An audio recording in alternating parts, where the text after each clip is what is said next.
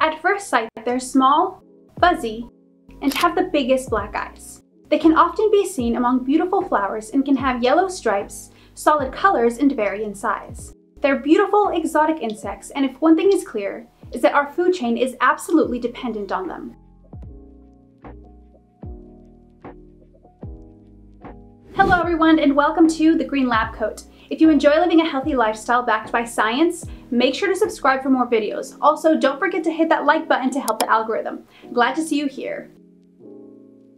From the year 2006 to now, we've seen a steady decline in bees. While honeybees may be doing okay, tens of thousands of other species are endangered.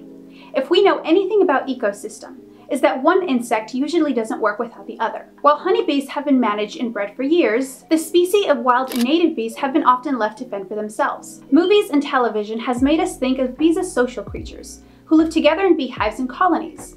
But the other 90-something% of bee species are actually solitary. Bigger quantities of honeybees means they can pollinate more crops for our fruits and vegetables, yet native bees are 2 to 3 times more efficient at the actual pollination.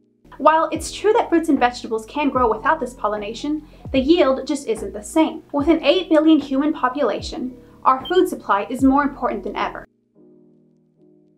Now, a little rundown on the history of beekeeping. It started centuries ago. Scholars argue that it started in Asia, while others say that it started in Africa. As one would imagine, the reason beekeeping began in the first place was to obtain the delicious honey. As mankind made this a staple part of their diets, we found clever ways to manage the bees and get the most yields of honey. As the years went on, people learned the usefulness of bees, how they pollinate, and how it affects our own food supply. They've been big commodities ever since. So much so that they're shipped to different continents.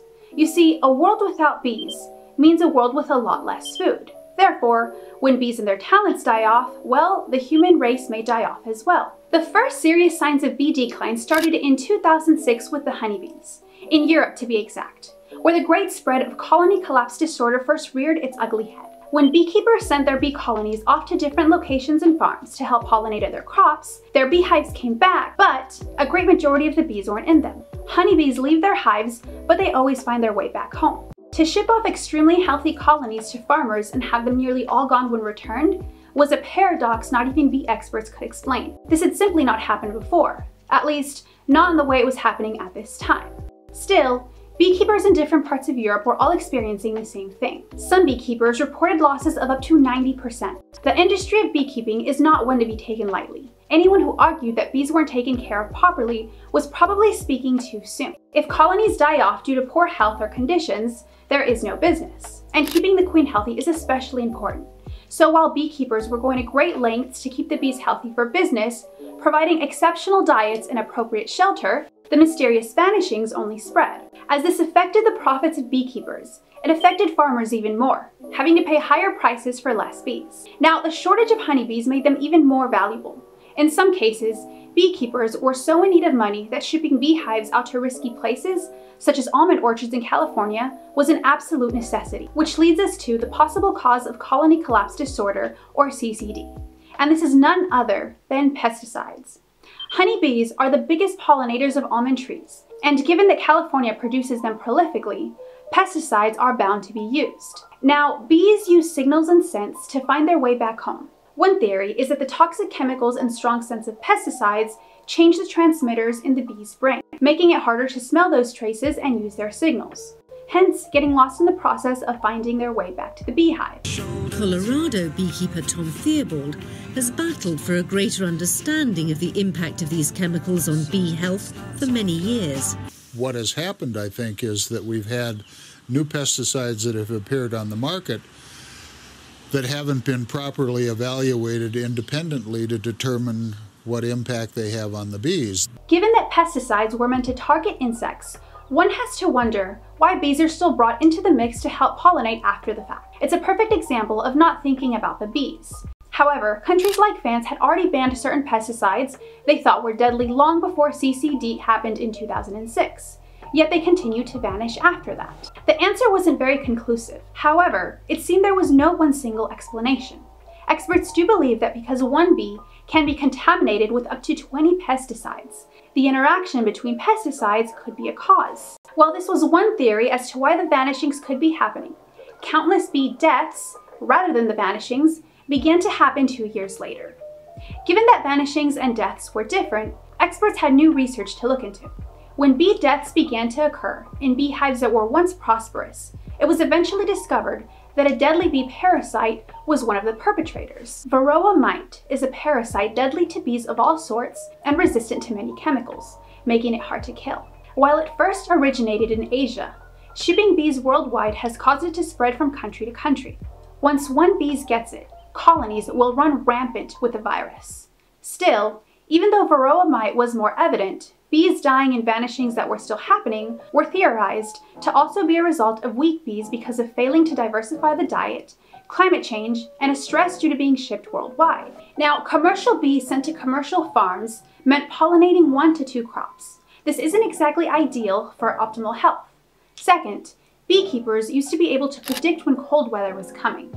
But because climate change has made everything so up and down, cold weather throws the bees off their routine before they can get ready for it. And lastly, the stress of trucking and flying bees overseas, where they are made to pollinate crops and sometimes pushed too far, could be a factor for high stress. Now, with all that said, honeybees are safe and thriving now. The recommendation from the governments for people to buy beehives seemed to have worked. In the last 50 years, even with CCD, honeybees have increased by 45%. Because CCD made people worry, people did their part to bring back these bees and then some. And that brings me to how it's affected the rest of the 20,000 bee species that exist. Native bees and wild bees have declined rapidly. Having to compete with so many honeybees for pollen and not being bred and managed by beekeepers has kept native bees at a disadvantage. Because honeybees produce more honey, it's no wonder beekeepers chose this bee. Scott Hoffman Black, an executive director of Cereus Society, says native bees help with a wider range and more diverse types of crops. Blueberries, cranberries, and cherries are a few.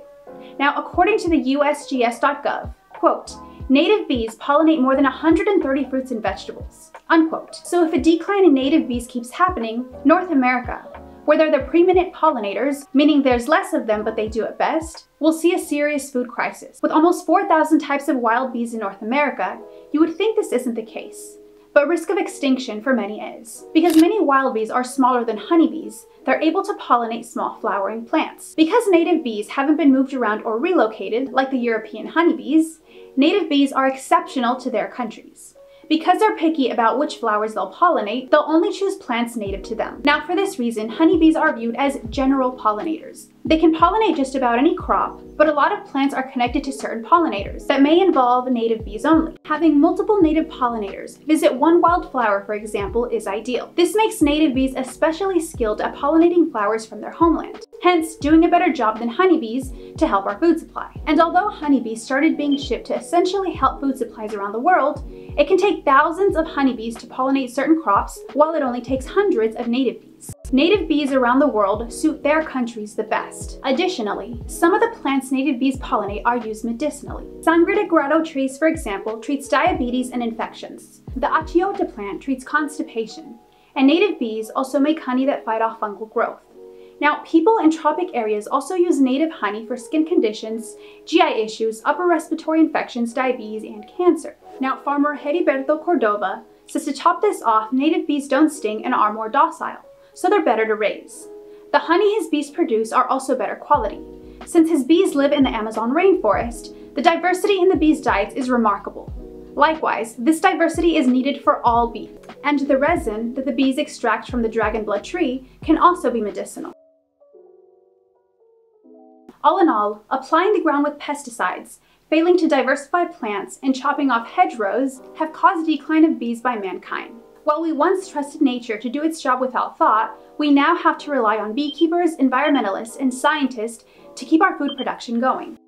Because there's varying factors as to what caused the decline of bees, there's varying ways in how solutions are being applied. This has actually seemed to do the trick. First and foremost, the US government has partnered with other governments to research the bee decline. The Agriculture Research Service is focused on improving bees' health through nutrition and control of varroa mites. Additionally, they're establishing a gene bank which seeks out useful breeding qualities of bees resistant to disease. The hope is that better breeds of bees improves pollination efficiency. Other agencies like the National Institute for Food and Agriculture are intent about making pollination more effective through wildflowers that are bee-friendly.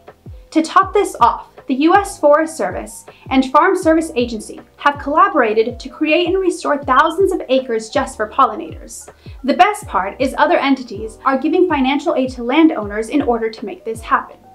And in other great news, a UK tech designer by the name of Tasha Tucker is the creator of Alambria, an AI design to help hoverflies make up for the pollination that's been lost.